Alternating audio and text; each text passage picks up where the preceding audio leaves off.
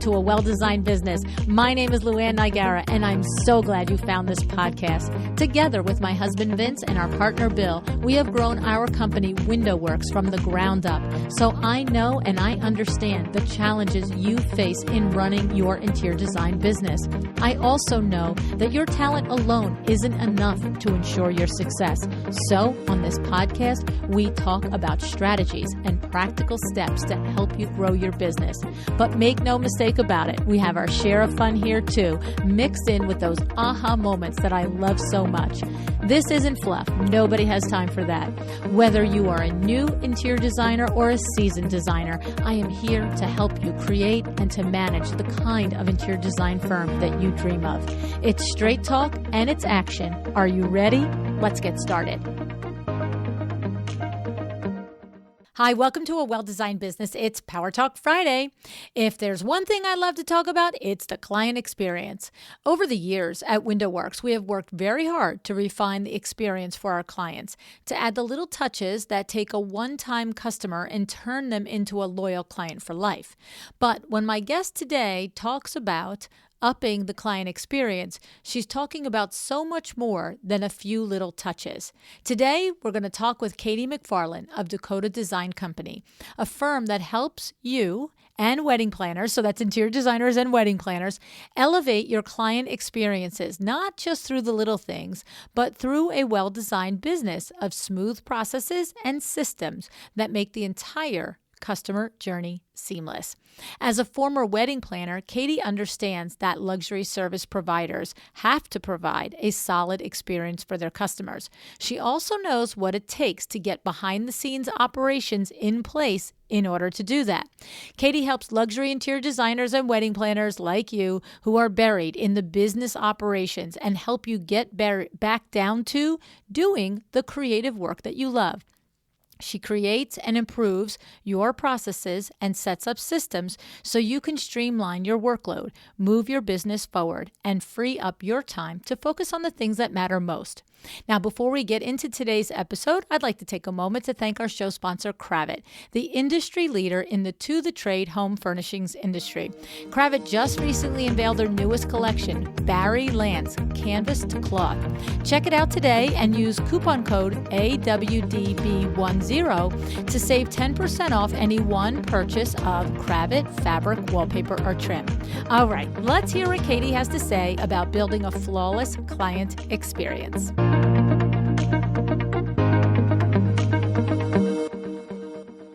Hi, Katie. Thanks so much for joining me on A Well-Designed Business today.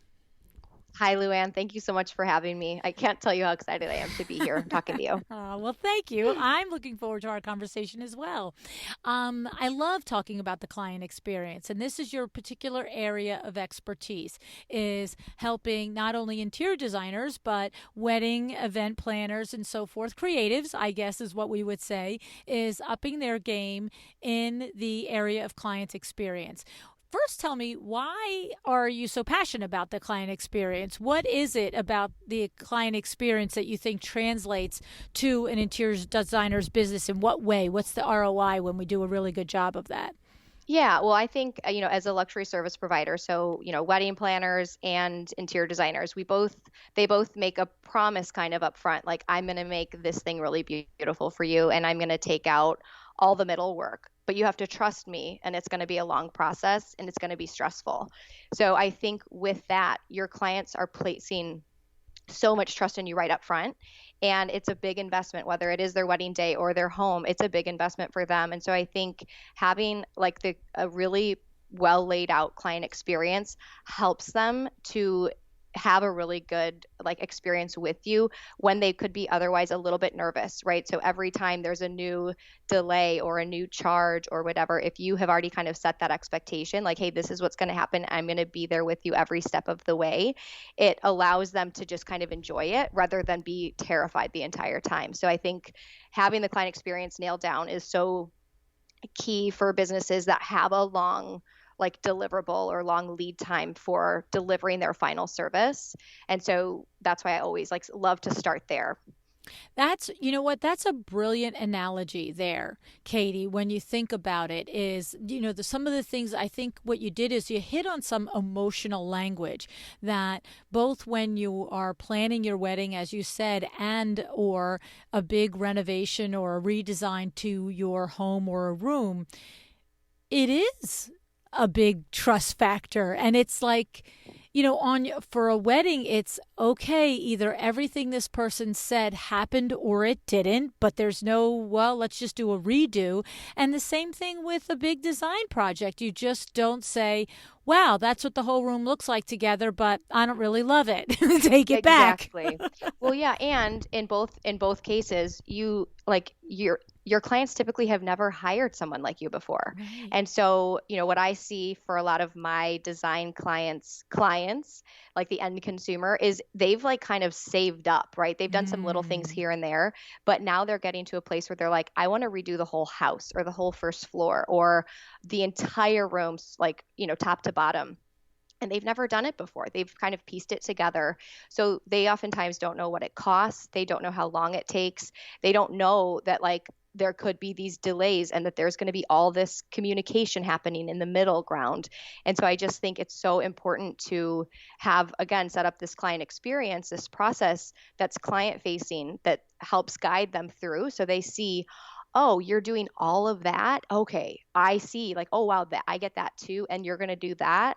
I see, right? So the ROI is not just it benefits your clients, but it also shows just how much your company is doing for them, and then that speaks to the value and how you're charging what you charge. Mm. And I love this angle because you see, we all know with the advent of the internet and all of the things, I mean, how many different people think that, decorating or designing a room is just sitting on the internet and ordering individual items. But, the whole magic comes in understanding the scale and the blending of patterns and textures and all of the things. And so it's easily taken for granted how much time goes into what an interior designer does. And so what you're saying is when you deliver a good and exceptional client experience, you're somehow pulling back the curtain on that so that the client is 100% certain of understanding everything that you're actually doing for them.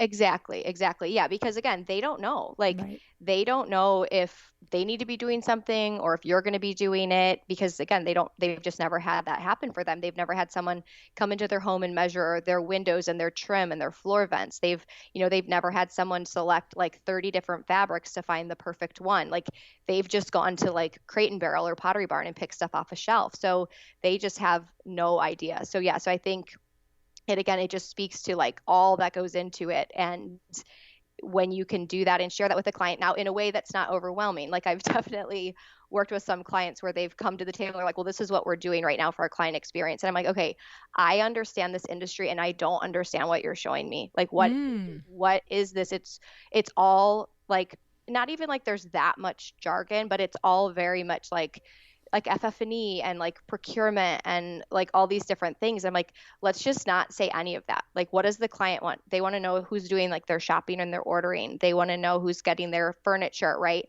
So we just like I try to help my clients to simplify it so it's easy for their clients to understand that, hey, this is the process and we just moved out of phase one, so now we're into phase two or phase three or phase four, and it's very easy for them to kind of see the project moving along, even though especially right now like things are still just sitting, but they can see that. And now because they know that this is the process, they also are seeing, well, I don't need to reach out to them because I can see we just went through phase three, so now we're on to phase four, so like they'll send me an update.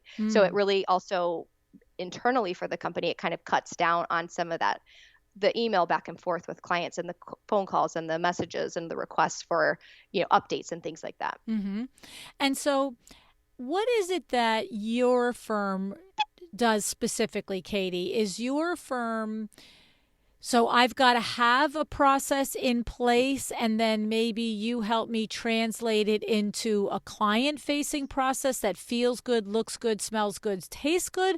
Or if I don't have a process in place, right? Because there's two different things. I can have a process, but maybe I don't have such a client facing process where I look, any process faces the client because they go through it.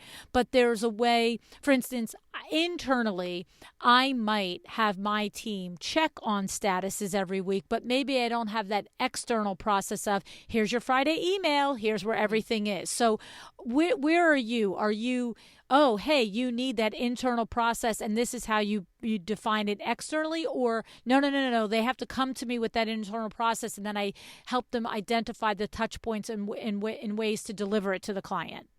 Yep. So that's a great question. So I always say you have a process whether you think you do or you don't, Mm. right? So a lot of my clients will say, well, we just kind of are winging it, or we don't really have a process, but this is what we go through. I'm like, okay, well, that's your process. So let's now go through that and look at each phase. And like one of the questions I ask on my intake is, where are you getting your objections, right? At what part of the process? Is it an inquiry? Is it like during the ordering? Is it at presentation? And then, okay, now I know, hey, whatever you're doing at that phase, we need to give more information. We need to send more emails about what they should be expecting and educate them, right? I mean, really, this is what it is it's a way to educate your clients in a way that is still really, really exciting for them to be working with you, right? Like, wow, this company is so like legitimate and so professional.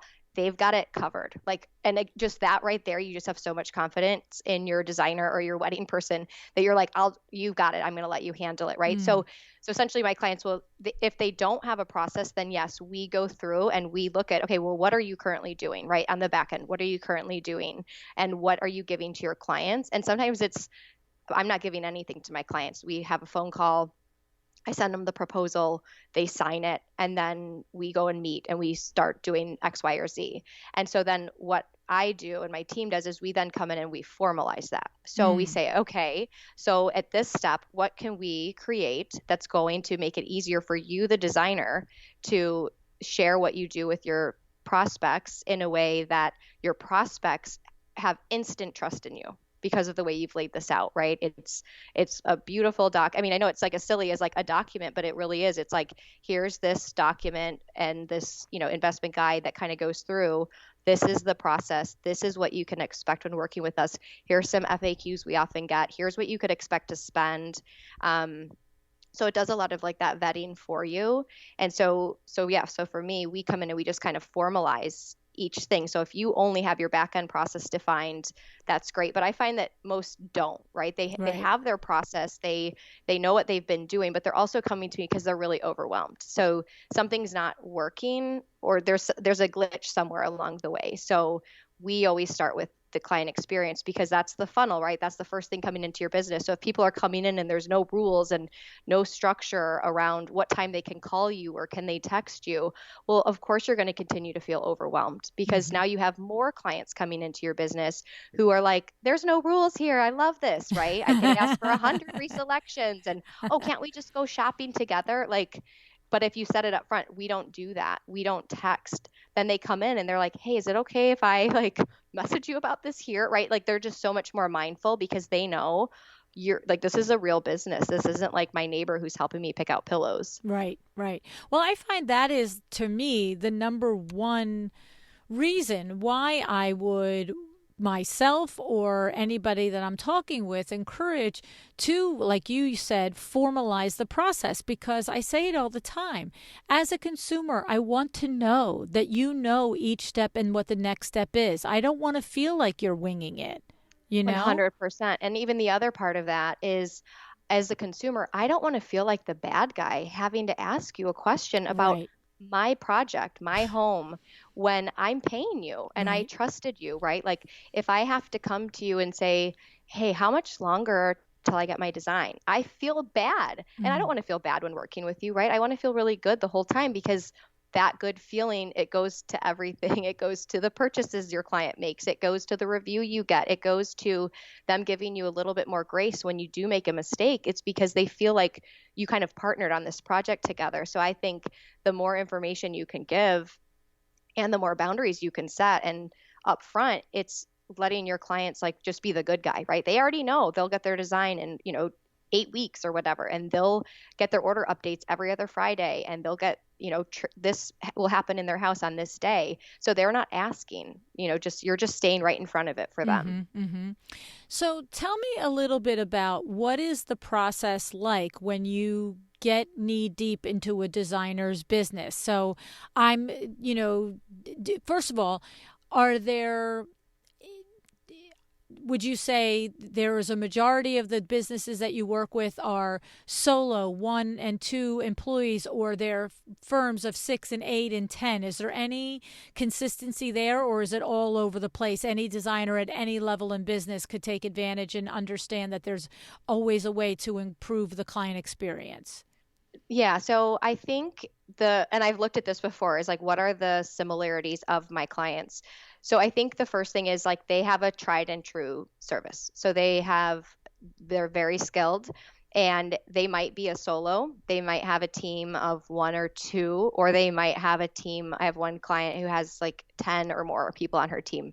So it honestly, it varies. And I would say, income level ranges from maybe 150,000 to multiple millions. So again, there's this wide, gamut of where they are. Some of them are newer and some of them are more established. So what I find though is the common thread is that they have a service that they've sold. They're not new. So if they are new, they've had a ton of they've sold a lot of services, right? So, and I had one designer who I started working with last year, and she's like, I just want to make sure it's not a fluke. And like it just feels like I just took off and it feels crazy, but I want to make sure I fill in all my gaps and like it's not a fluke, right? So, and it was not a fluke. Like she continued to grow and grow, and now she has a team she brought 3 people on to work with her.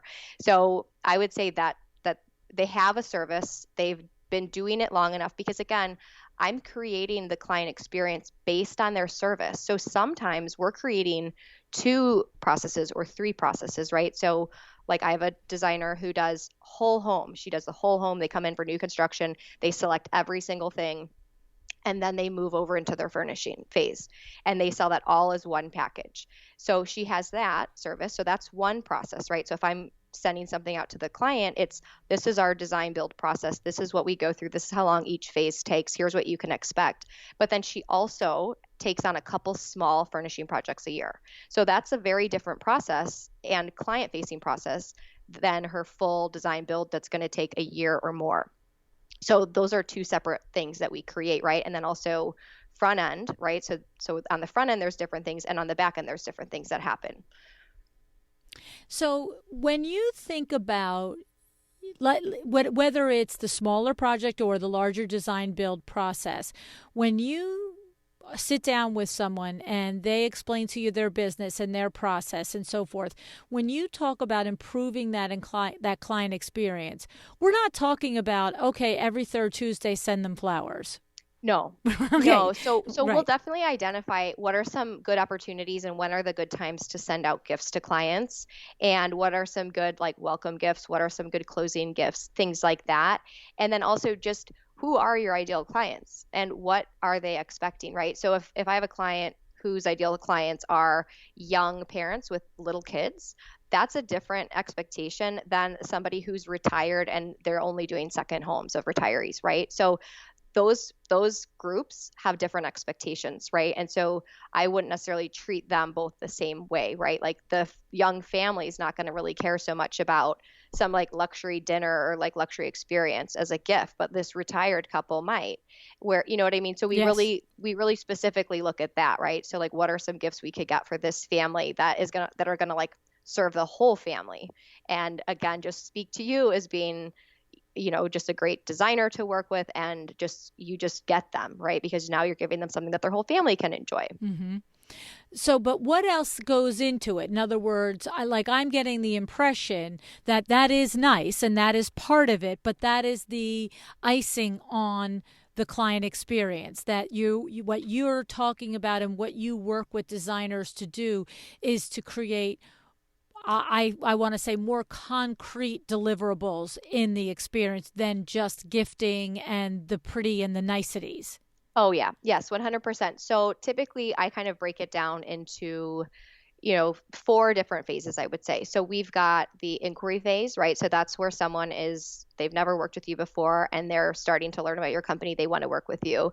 From there, then we have the onboarding phase. And so that is when like they've signed a proposal, they've paid a deposit or a retainer, and now they're like being welcomed into your company.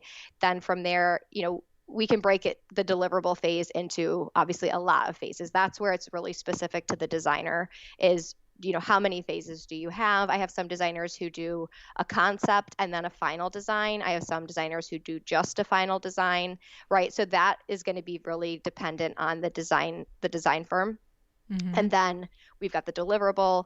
And then, within that, we've also got procurement, project management. And then at the end there, we've got offboarding. So I look at it as we've got the inquiry phase deliverables. We have the onboarding phase deliverables. We have the like delivery or the fulfillment deliverables, and then we have the offboarding. So for each of those phases, we like create the materials that would need to go out at that stage of the process.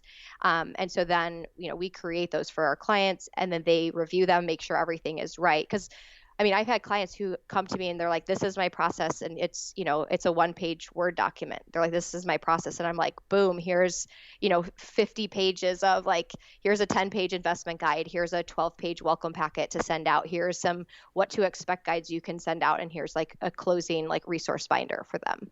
And they're just like, wait, what? Like, where did this come from? But again, like, I like to say I'm like a professional consumer. Like my husband and I hire designers, we hire professionals for projects, right? Like we understand what it's like to be on the consumer side. So I know what I would want every phase of the project, right? So I just incorporate that into each of those phases. So yeah, they get those deliverables, right? So we kind of map that out. We write out the emails that go out at each phase. And then from there, then they are able to use those. A lot of my clients will just plug them into Gmail as templates. So when they're sending out a proposal, they just go into their dropdown, they grab the proposal email template and like attach their proposal or link their proposal and like send it out to a client. It makes it really easy and streamlined. Okay, so here's what's happening is you are not necessarily imposing a process or a system on any one business. You're taking the existing processes and systems, whether they are formalized or that I do it this way. And then you're like, but you do it that way every time. And maybe if we just give it a little bit more structure, you can be assured you'll do it that way every time as opposed to missing a step. But the point is, whatever individual process any firm would have, you're analyzing it and saying, how do we announce that phase or describe or explain or give collateral information to that phase to the consumer so the consumer feels informed and cared for? Am I picking this up? Yes. So I'm not saying this is my 30-step process and I'm going to make you do this. Right. I say because of course what I find with business owners is like they got to where they are by doing things a certain way. And just like anyone in life, you can't just change someone overnight. And so I'm already changing things a lot by creating these deliverables for them to use.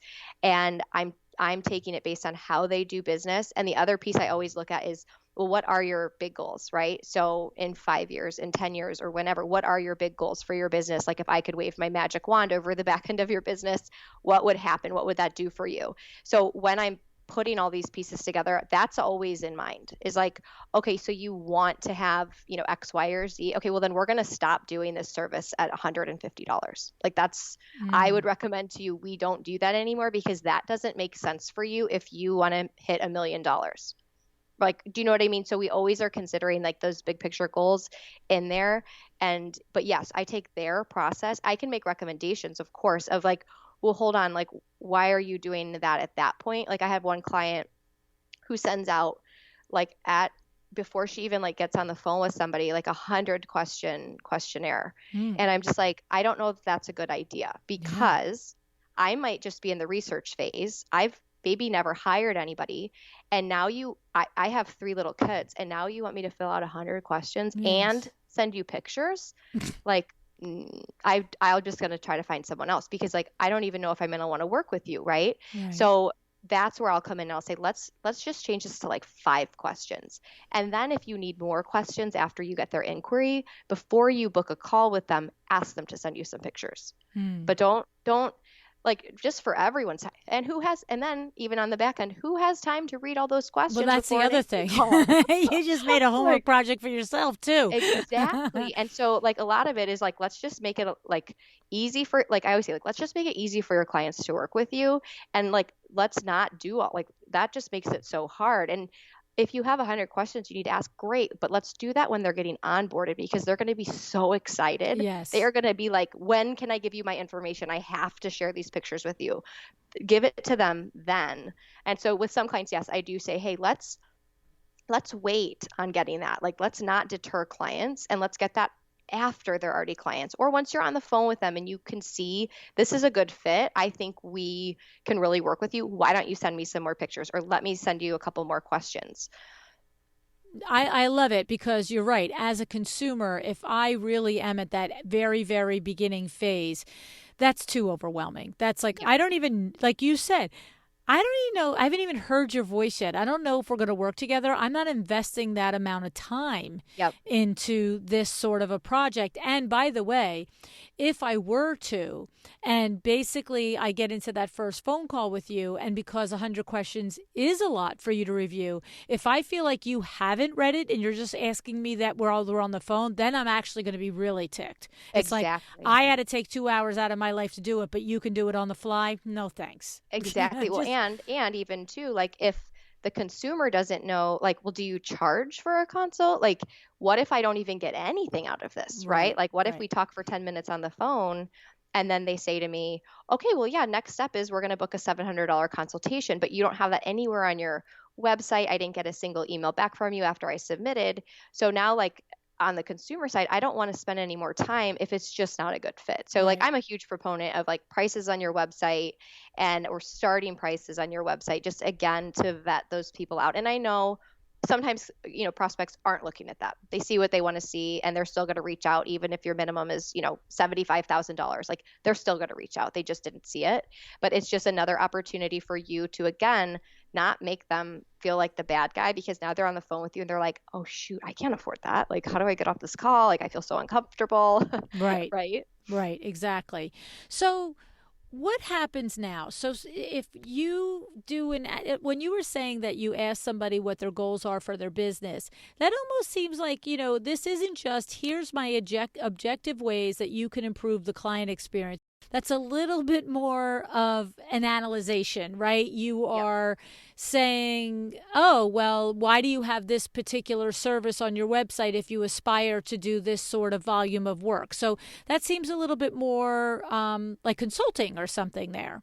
Yeah, so I mean, I would say that I'm a consultant and I also do some implementation. So I have some women who work with me who help with implementation for projects that I map out for my clients, or if my clients don't have a team or a designated person who can help with some of these projects. We always start with a client experience, like I was saying, because that tightens up those boundaries right away, right? It starts to give them a little bit more, they feel like they have more control, because we are now formalizing their process and kind of really, in a sense, legitimizing their business, especially for my solos, that it's just them. They're like, it's just me. Like, they feel like they're not a real business because it's just them all by themselves, right? And it can be very lonely when it is just you running your business. And so when we come in, we start there, and maybe they do have a great process already laid out and they just need a couple adjustments to it, and that's awesome. Like, in those instances, we can move really quickly through to the next phase of their project or whatever they're working on.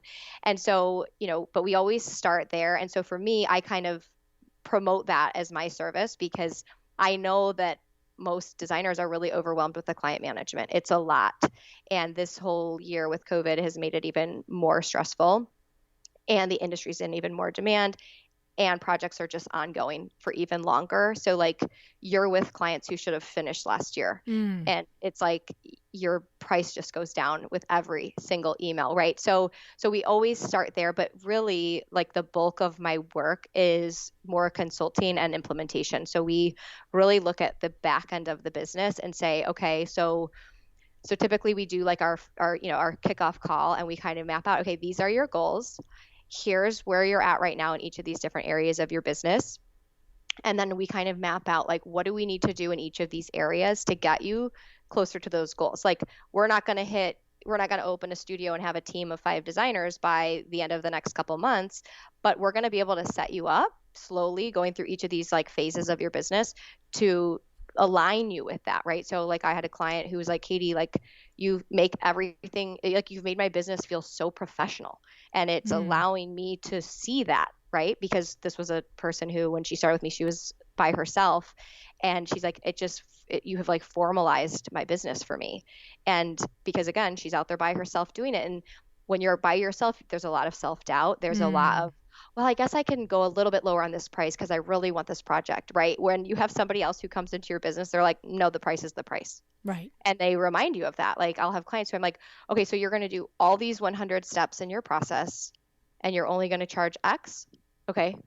And you just brought on a team member and your prices aren't going up, right? So sometimes you just need somebody to like objectively look at your business and say, like look at what you're doing for your clients, like look at how game changing this is for them, right? Mm. So we really look comprehensively at everything. We start with the client experience, and then we typically go through the different parts of their business. So once we nail down the client facing side of the client experience, that then defines the back end, right? So now we know, okay, this is our inquiry process, this is what we're doing, here's all the things that we're doing on the back end to make those steps happen, right? So when you then write that out, you start to see, well, I'm the one who's been doing that, and I don't need to do that. I don't need to be sending that email out. I don't need to be the person to jump on that phone call. I don't need to be the person who's going and measuring. And you start to then see, oh, I could hire somebody, or I could have my assistant do that, right? So it makes it really clear how you can delegate and get some of those non-design related tasks off of your plate and leverage your team more. Mm. So we just kind of go through all the different, and it depends what their goals are, right? What we're going to be working on, but typically we work on, their services, their client experience. There's a little bit of website work in there, right? Because again, we want to make sure everything matches to what we're doing on the services and the client experience. And then we are typically setting up some systems on the back end. We're typically hiring a team. So we kind of go through all of those pieces. And again, it just depends how long we work together and how much they already have in place. And how does that work? So is it no different than when an interior designer comes to a meeting with a potential client and it's, well, do you need one room or do you need 5 rooms? Do you need a whole house or do you need a knockdown and start over? Is it the same thing when a designer comes to you? It's like somebody might just need one part, somebody might need an entire overhaul, and you're literally in knee deep in all the different aspects of what goes into running the business well. Yeah, so I would say, we usually I'll do like an inquiry call, and I can usually make an assessment of, based on what you're telling me, this is what I think, right? Like this is what I think we would be able to do, and I think it would maybe be 2 months of working together or 6 months of working together. Now, again, once I actually get in there, it could be crazy, and I could see a lot of madness, and that might be longer. And I just do month to month with my clients. So they are not tied to working with me for any certain amount of time. And so if they are like, hey, I brought on a team member, now we can shorten some of these other projects or delegate them to them, so I don't need your team to help with that, then that's great. Right. So it really, yeah, like you said, it really depends like what they want to work on. And some clients I will move into more of just, I'm there kind of not like on staff because I'm a subcontractor, but where I'm doing just ongoing work with them, right? So I have one designer who's like, I'm always going to have you, like you'll always stay with me because I'm always going to have new projects. So it's just like, how can I, because again, when you're the owner of the company and you're also working with clients, you have all these big ideas. And if you don't have someone on your team who you can take away from client stuff to put on these big projects, then sometimes those projects just sit there and they never come to life, right? And so a lot of times they'll say, well, I want to keep you on because you'll be the person who's going to push this thing forward for me. And so what does that look like? So for a particular firm that you're always on retainer, what are some of the tasks that you are doing for a firm like that has you in their business every month? Yeah, so it's very specific to the client and their company. So like one, we are totally revamping her whole hiring process. So she has a lot of subcontractors, and she has multiple like sides to her business. And so it's not just her design clients. She also has a warehouse. She also has a showroom. Like she has a lot of different parts to her business. And so right now the whole team management piece is really difficult because they're in different places. There's a lot of things to manage. So like with her, we're like kind of revamping and reorganizing the whole business of her team, right? Who do we need? What are they doing? And then from there, I know she wants to roll out an internship program. And so there's that component, right? And that's not going to happen overnight. And it takes a little bit of time to build that out, right? And then you test it and you start it and then you revise it. So that's just from this one particular designer. Other designers might have bigger picture projects of, redoing, like honestly, something like redoing their website and just facilitating that. Like, I want to do it, but I don't have time, or like going through a rebrand. I don't have time to do any of that. So then I would be the person who's like, okay, like, let me gather all the information and like, let me just start making progress on this. So I can then meet with, if we're going to hire a graphic designer or brand designer, I can meet with them. I can kind of line up all these pieces to where it's like, okay, here's what I would recommend. And like, if you're on board, like, I'll just get this going. So it's happening for them in the background.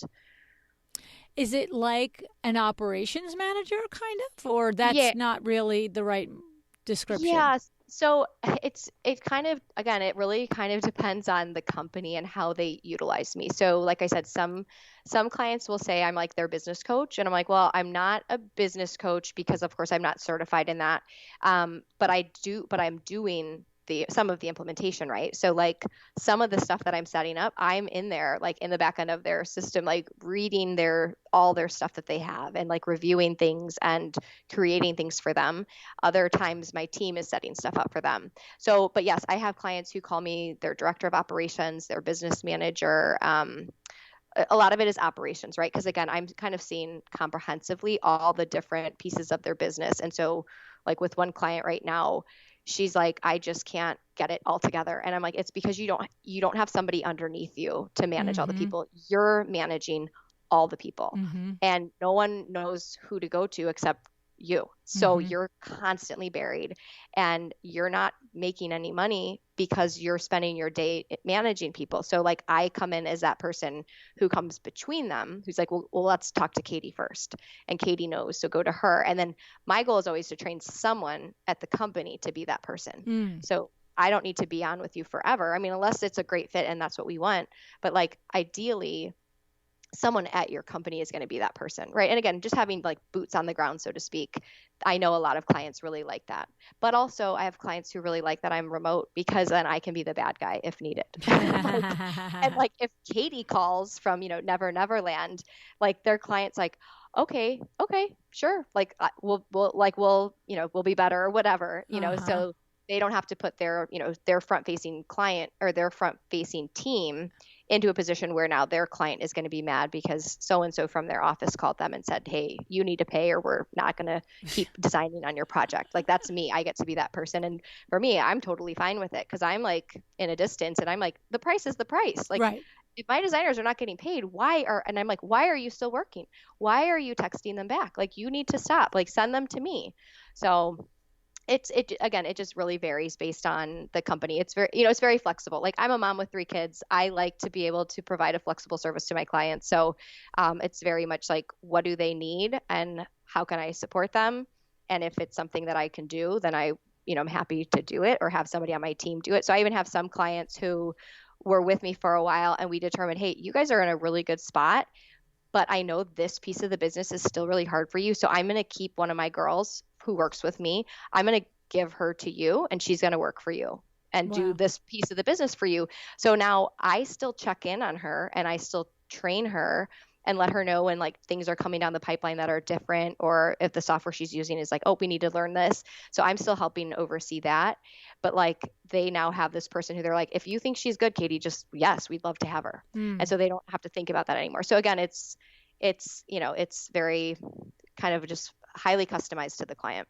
Can you think of a situation where someone approached you to work with them, and it could be in the wedding planning industry or our industry, and you just said, that's not a right fit. That's not the type of client or project. Not, I don't mean personality wise, but the type of deliverable that somebody had an expectation of, that you were like, that's not me. Yeah. So I would say I'm not a virtual assistant. So like I don't do like admin, I don't do like inbox email management, things like that. And even not necessarily like my team doesn't really do that either. We are doing more like if I'm mapping out a project for them, if I'm like, hey, let's build their client experience and let's do it like this, and this, and they'll go and start doing that, right? Or we will do some CRM stuff. I don't, but I have one of the women who works with me. She does like our client relationship management software stuff. So she'll go into the back end of their system and she'll create the stuff for them, plug in their emails, create, update their scheduler, things like that. So I would say I don't do like virtual assistant work. I don't really interface with like their consumers, right? So like sometimes I will if it's like even if it's just like an email. I have had to do phone calls with them where it's like an issue and it's like nobody wants to touch it. So I'm like, I'll deal with it. So I will do that sometimes. That's for clients who I've been with for a longer time, who I've been doing more with, right? So, but I would say no VA work, no like, I do some tech stuff, but like I'm not like the tech person. I always try to kind of say like that's IT, like that's not really me. Like I can try to figure it out, but that's not me.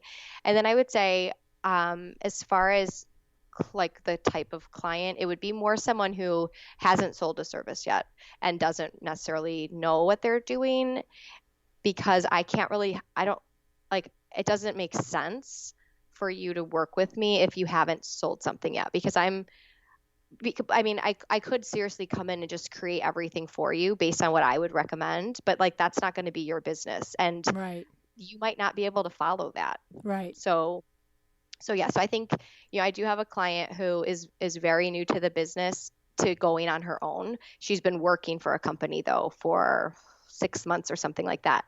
So even with her, the work we do is very different. It in that sense, it is a little bit more like maybe coaching or just consulting without the implementation, because she's still trying to wrap her head around what how should I like, structure my services, and what do I need to look out for? But then I can come in and say, well, here's all the things you need to look out for, right? Because like I'm seeing it from designers who have been doing this for a long time or have a higher volume because they're a bigger team.